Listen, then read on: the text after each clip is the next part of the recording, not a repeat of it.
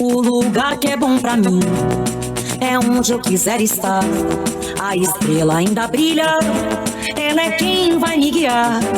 Ser guerreira é minha sina, batalhando pra vencer. Tenho voz pra ser ouvida, tenho sonhos pra viver. Não vão mais conseguir me anular, me calar. Ninguém vai me impedir de cantar e lutar. Seja em casa, no campo, na rua ou na praça, chega de mordaça, agora eu vou falar. Porque eu sou mulher pra fazer acontecer. Eu sou uma delas, são elas por elas, ocupando os espaços de poder. Porque eu sou mulher pra fazer acontecer. Eu sou uma delas, são elas por elas, ocupando os espaços de poder.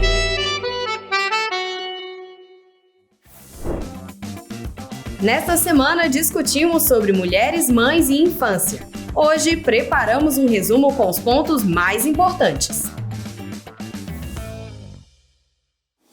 Essa desvantagem que eu quero colocar é nesse sentido, porque as mulheres se ocupam desse trabalho do cuidado sem remuneração, em nome do amor, né, como algumas pessoas, como a maioria da sociedade entende, em nome da natureza, porque nós mulheres temos o dom do cuidado, mas na verdade isso não é dom, isso não é natural, isso é construído socialmente. Então, por que a gente tem que falar sobre mães da política? Por que a gente tem que falar e reforçar a temática da presença de mulheres mães nos espaços da política? Porque a gente precisa que mais políticas para as mulheres, mais políticas para as mães sejam de fato efetivas, cheguem até a ponta, né? Cheguem até o cotidiano dessas mulheres que vivenciam uma sobrecarga, que vivenciam um adoecimento, que vivenciam a pobreza, porque muitas não têm com quem deixar as crianças para poder trabalhar, né? Muitas mulheres são demitidas quando voltam da licença maternidade, muitas mulheres não conseguem se ocupar de outra atividade remunerada, ou acumulam, né, atividade remunerada com o trabalho do cuidado em casa e ficam sobrecarregadas, e isso é prejudicial para a sociedade inteira, gente. Essas mulheres que hoje são as principais cuidadoras das crianças, por exemplo, como é que a gente vai construir uma parentalidade mais saudável, né? Como é que a gente vai construir um futuro para as nossas crianças de cuidado se a gente tem mulheres estressadas, se a gente tem mulheres sobrecarregadas, adoecidas, ansiosas, depressivas, cuidando dessas crianças. Então, é importante que a gente fale sobre mães na política, por quê? Primeiro, porque o espaço da política não é só para os homens, não é só os homens que têm o dom ou que têm aptidão para poder falar de política. As mulheres têm, e as mulheres são as que mais vivenciam a dificuldade do cotidiano, principalmente no que diz respeito ao acesso aos serviços públicos. Por que a gente tem que ter mais mães e mulheres na política? É porque é com o nosso olhar, com a nossa vivência, com a nossa experiência, que a gente vai construir as políticas públicas. E pelo fato da gente enfrentar com mais veemência, com mais intensidade essas desigualdades e dificuldades do cotidiano, é que a gente vai conseguir reverberar isso nas políticas. Então, é nós que vivenciamos esse processo da cidade. Então, é importante a gente perceber a desigualdade, como ela se reverbera em desvantagem para as mulheres. É importante a gente entender a importância da presença, né, das mães, das mulheres nesses espaços, inclusive falando sobre políticas para a infância. Então, a gente precisa se colocar nesses espaços, e nem sempre é na política institucional, não precisa ser disputando um cargo para vereadora, para prefeita, para deputada, pode ser ali na associação de bairro, pode ser nos conselhos municipais, pode ser nos coletivos, né, de mulheres. Existem vários espaços políticos, para além da política institucional, que as mulheres e mães podem se colocar, né? Existem várias políticas que a gente pode pensar para a melhoria da participação das mães na política, só que a gente precisa também se colocar, porque é o nosso olhar que vai mudar essa realidade, né? Nesse sentido que a gente tem que se colocar, entendendo que isso não é um dom, né?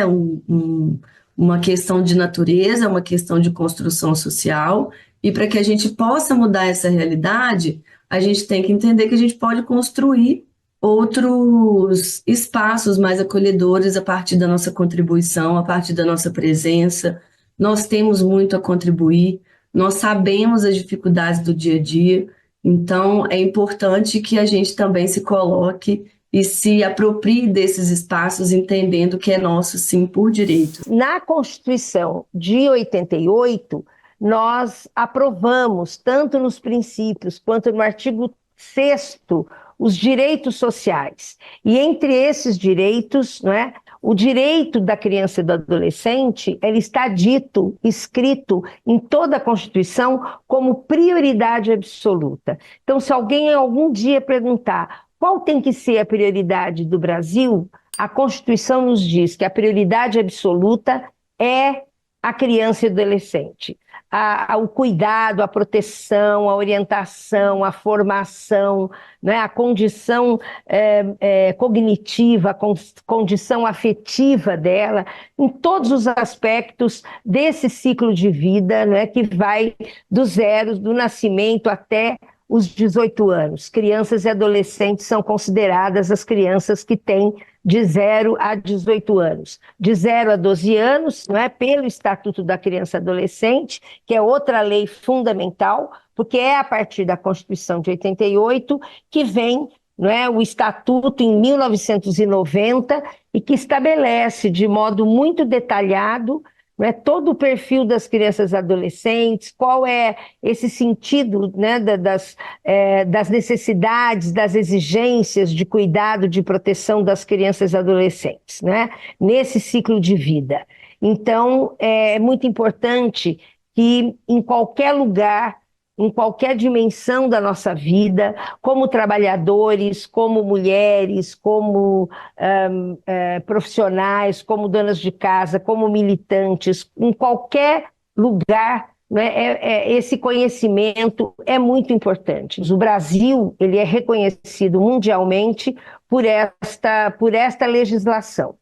E, ao lado do Estatuto da Criança e do Adolescente, todas as demais legislações, elas têm sempre o tema da criança e do adolescente. No SUS, no Sistema Único de Assistência de Saúde, no SUS, da Lei 8080, na educação, na Lei de Diretrizes e Bases da Educação, ela trata da criança desde do direito à creche, do direito, né, à educação infantil, na área da cultura, do esporte, em todas as políticas públicas, né, a legislação, ela sempre menciona a criança e adolescente. E também naquilo que é o nosso tema hoje, que é o Sistema Único de Assistência Social.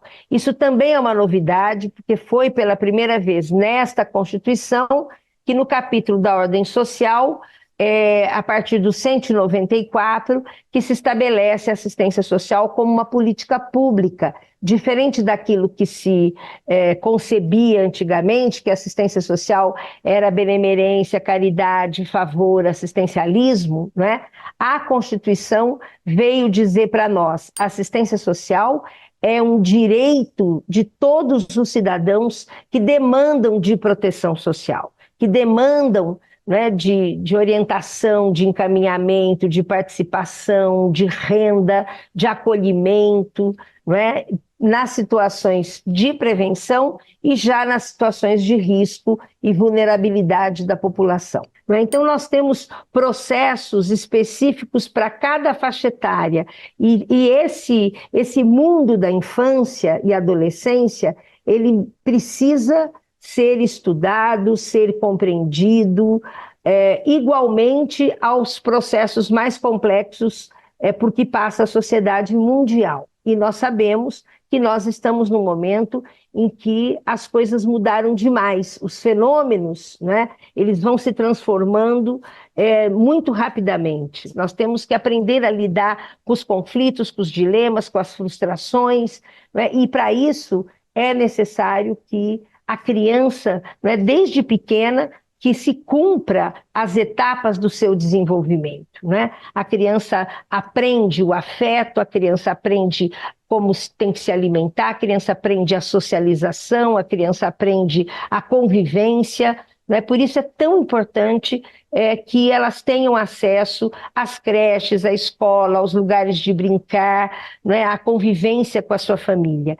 E aí o Sistema Único de Assistência Social, ele tem, né, desde dos CRAS, que tem programas importantes de atenção integral à família, que reúne as famílias, que tem serviços de convivência, que realizam atividades com as famílias, que identificam onde elas vivem, que território, que tipo de costumes tem, né, que tipo de cultura existe ali, né, como é que essas crianças estão sendo cuidadas e protegidas, né, fazendo prevenção, orientação, encaminhamentos. Então, a nossa luta é para que o conjunto da sociedade brasileira se sinta protegida a partir do que estabelece o Estatuto da Criança e do Adolescente. Em algum momento do nosso processo evolutivo, né, a ética da competição masculina, do patriarcado, ela se sobrepôs, ela deu um golpe, né, na ética do cuidado onde se situava o matriarcado, né? E aí, desde então, né, a gente vem caminhando cada vez mais para uma sociedade individualista, onde fica muito difícil compartilhar, principalmente nas culturas ocidentais, né, a ideia de que para criar uma criança, isso é até um provérbio africano, né? Para criar uma criança é preciso toda uma aldeia, né? Só que para a sociedade, principalmente a sociedade ocidental, ela não entende que cabe a si, né, esse papel na formação de uma criança, né? E a partir desse entendimento errôneo, né, de não tomar para si esse cuidado com a criança, as mulheres que são mães, né, tem uma advogada chamada Ana Lúcia Dias, né, que eu recomendo a leitura dos textos que ela produz, né, no campo dos direitos das mães, né, ela insiste, ela parte de uma tese, eu acho muito interessante, né, porque a gente que vivencia isso na nossa carne, né, na nossa pele, na nossa vida, entende realmente assim. Então, ela tem uma tese que diz, né, que a maternidade, a condição de maternidade, é possível classificar essa condição de maternidade, né, como uma categoria de vulnerabilidade de direitos humanos. E aí, por que que ela fala isso, né? Porque dentro dessa condição, né, a gente vai ter uma série de direitos que eles vão estar em constante ameaça ou eles vão ser realmente veladamente violados. Grande parte da sociedade acredita que está, né, incutido no estereótipo da mulher que ser mãe não tem preço, né, não tem preço, que esse amor ele tem que ser incondicional, né, e aí nessa lógica a maioria dos cuidados, se não todos os cuidados, é, ele vai ficar como atribuição da figura feminina, né? Seja a mãe, seja a genitora, seja a madrasta ou outra figura feminina. E existem alguns marcos, né? Pasmem para a gente já há algum tempo que existem esses marcos que são muito importantes para ir nesse sentido, né, da garantia dos direitos das mães, né? Em 1979, por exemplo, né, teve a Convenção sobre a eliminação de todas as formas de discriminação contra a mulher, né? Esse foi um primeiro tratado internacional, né, de direitos humanos relacionados à mulher especificamente, né, que diz que ninguém poderá sofrer discriminação em função do gênero ou da maternidade, né, que as mulheres deveriam ter licença maternidade para estar com os filhos e que também não poderiam perder o seu emprego em função do exercício da maternidade, porque estão com seus filhos, né. Depois a gente vai tendo outros tratados também, é, né, situados internacionalmente, né, como a Convenção de Belém do Pará, né, de direitos humanos também, que vai protegendo a mulher é, contra todas as discriminações que ela possa sofrer em função do gênero, né, dizendo que isso é uma violência, né. Então, a gente já tem, apesar de termos vivido alguns retrocessos, né, na história do Brasil recente, em relação aos direitos sociais como um todo, e principalmente, né, do nosso lugar, né, enquanto protagonistas, da nossa história também, né, enquanto mulheres que protagonizam a sua história na luta aí, nas lutas sociais pelos seus direitos, né, é possível que a gente é, sinalize aqui que existem alguns avanços já acontecendo, né, e é importante que a gente entenda também, e se trabalhe para isso, e busque realmente também entender isso, né, que não é, o problema não é da maternidade em si. Eu não posso olhar para o meu filho e achar que ele é o responsável, né, pelo meu atraso, por exemplo, na carreira profissional, né? Eu preciso entender que é um sistema todo pensado que se sustenta em cima disso, de um trabalho que é análogo à escravidão e que ninguém vê como seja. E é muito importante que essa política de cuidados, esse entendimento, né, de que esse lugar das mães, dessa sobrecarga, é, que a gente vivencia, né, secularmente, né, é, precisa realmente ser encarado, não é como uma questão de política, como uma questão social, e, portanto, a gente tem que ter, sim, essa resposta para ontem, né, o quanto antes, né, para que a gente realmente tenha como compensar toda essa violação que as mulheres vêm sofrendo há muito tempo e que vem se perpetuando por gerações e gerações, de forma que a gente possa romper, né, com todas essas violências, né, que acabam reverberando no processo de formação das crianças e da nossa sociedade. Fique com TV Elas por Elas Formação, que semana que vem tem mais.